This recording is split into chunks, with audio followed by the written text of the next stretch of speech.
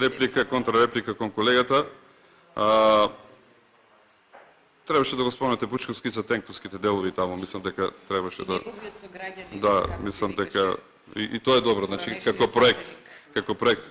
И единствен со докажана пресуда, ослободен. Да. Вака сега, да бидеме сериозни. Во однос на ова, значи, 96-та се, согласно закон, устав и така натаму, не се велам дека така. Тогашното време и приватизацијата се направи согласно закон. И имаше тука огромна дебата. И сега, знаеш како луѓето прашуваат, зошто не потекнете, што се случило со приватизацијата? Како ние сега да се собереме, си поделиме по една торба Луи Витон пари, и што се случува со тоа? Со тие пари, ние никога нема да бидеме обвинени, затоа што по закон сме го направили тоа. Значи, по закон се направи, приватизацијата се поделија, се даде управувачкиот пакет на раководните структури. Океј и тоа, да профункционира, да направи, меѓу тоа е 95% од приказката што се случувало тогаш. Во однос на другото што сакам да ви кажам. Значи, ние викаме вака, јас сакам, почитувани колеги, почитувана јавност, сакам да кажам една работа. Судиите, правосудните органи, ние треба да ги оставиме самостално да работат. Ние сме законодавен дом, ние сме пратеници, да го слушнеме нивниот глас.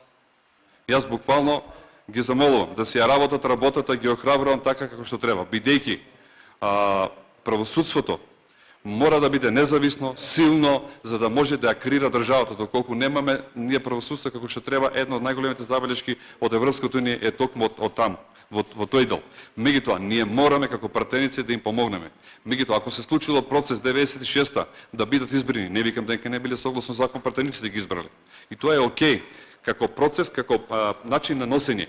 Меѓутоа, дали е во ред да се направат спискови од општинските комитети и да речат ќе биде тој и тој судија. Тие луѓе, 600-ите, не биле сите дел од Социјалдемократскиот сојуз, тие биле честни луѓе што се нашле во тој момент да бидат дел од тој систем.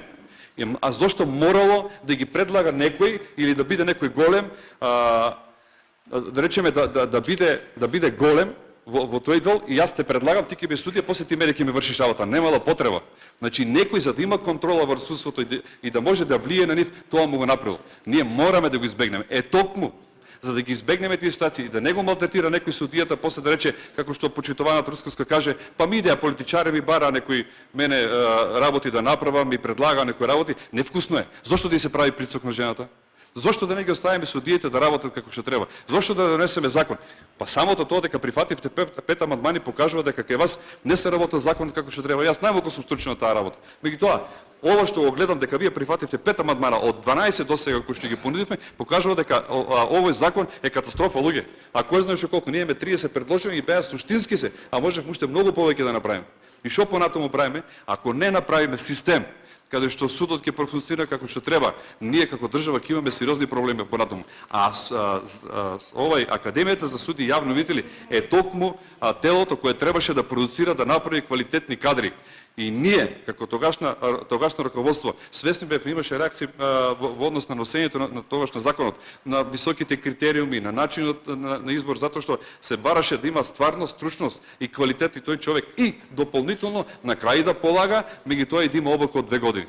Значи, тоа се направи дополнително покрај завршувањето на правниот факултет, судските испити што ги полагат, правосудните и така натаму, значи мораше дополнително ова да се прави. Знаете што значи? На некој начин им се ги натераа луѓето да учат и да школуваат многу повеќе. Меѓутоа, да, се со цел да имаме поквалитетно судење и да имаме стварно судии кои на некој начин ќе дојдете на крај и ќе речат да, проценивме дека едниот е крив, едниот е прав и тука ако сакаме да исправиме државата, прво од кај што треба да почнеме е ова.